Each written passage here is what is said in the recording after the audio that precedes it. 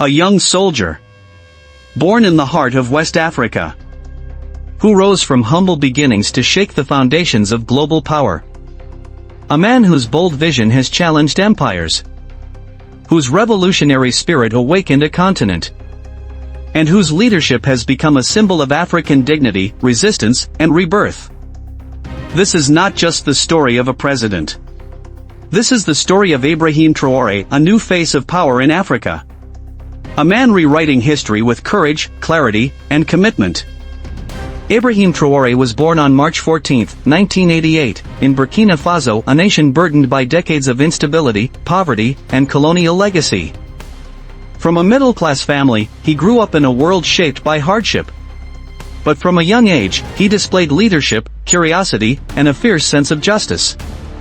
Traoré studied at the University of Ouagadougou. As a student, he wasn't just academic, he was active, alert, and unafraid to question systems of power. After completing his education, he joined the national military in 2009, focusing on artillery.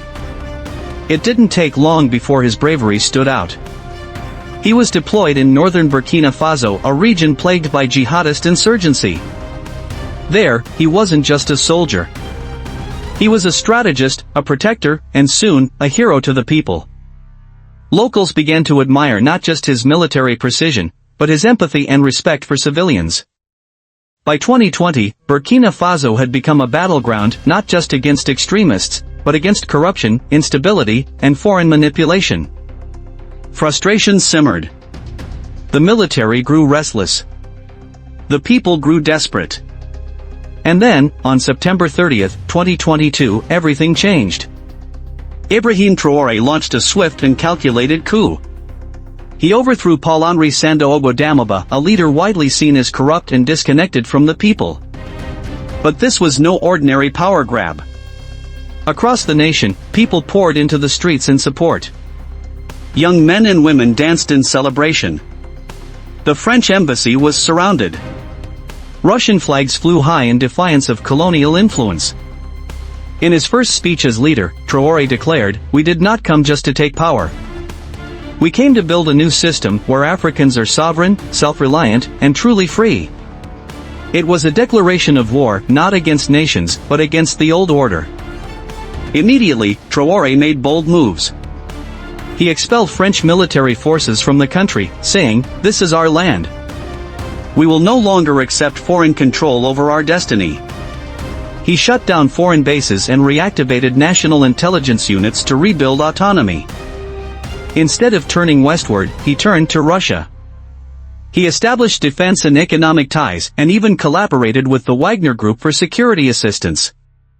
Then came perhaps his boldest decision: he began nationalizing resources. For years, foreign companies had extracted gold, oil, and minerals while the people remained poor. Traoré changed that. Our wealth must benefit our people, not outsiders. He brought key industries under state control. He also reformed education. French colonial curriculums were replaced with African history, language, and culture. "We must know who we are," he said, "before we can build who we want to become." And at the center of his vision were the youth. He formed youth committees across towns and villages, giving power directly to young leaders, ensuring grassroots accountability and development. With a new vision came new challenges. Traoré focused on strengthening the military. New bases were built. Local arms industries were developed. The youth were recruited. And a new kind of soldier emerged, one loyal not just to command, but to country. He shifted economic focus to agriculture. "We must never depend on others for our food," he declared. Farmers were given tools, seeds, and support. Water systems were built. Roads connected remote villages. He also challenged the CFA franc, a colonial-era currency still linked to France. He proposed a new, independent currency to finally break economic chains. But it wasn't just economics or defense. He also addressed free speech, a double-edged sword. Western media accused him of silencing journalists. He responded bluntly, "We will not allow enemies to spread lies and fear under the disguise of free expression." Social media laws were passed to fight disinformation. But local journalism was supported, trained, and encouraged to represent the people's voice. And the world responded. The EU, France, and European Union condemned his actions. Sanctions followed. Accusations of human rights abuse intensified. But across Africa, he was being hailed as a revolutionary. Russia supported him. So did Mali, Niger, and Guinea. A new alliance, quiet but powerful, was forming. Traoré proposed a new people's democracy not built on Western electoral models but on African traditions, community leadership, and shared decision-making. Democracy is not a ballot box every 5 years, he said. It is daily participation, dignity, and justice. He established people's councils to advise the government, creating a two-way link between power and the people. But his vision doesn't stop at Burkina Faso's borders.